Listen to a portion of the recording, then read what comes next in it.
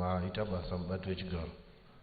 Mubvunzo wangu uri kuenda kuna minista vedu vemugwagwa, asi ndoda kutanga ndakutendai nebasa ramuri kuita.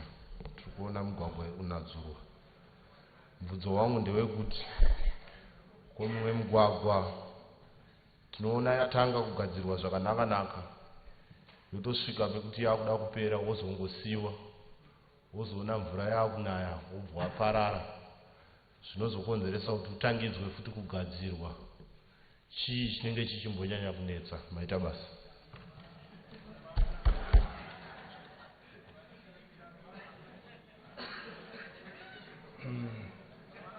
I didn't quite get the question. Were you referring to the current road construction leading to Parliament or generally?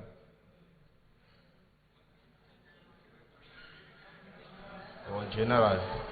Generally. The Honorable Minister of Transport. Ndinotenda vanoremekedzwa mutungamiri mukuru wedare rino reParliament. Ndotendawo zvakare vanoremekedzwa Honorable Manhanzva vabvunza kuti chii chamisa basa mumugwagwa. Ndoda kutenda, ndoda kupindura nditi chamisa hapana, nekuti ndogadzirwa kwehurumende.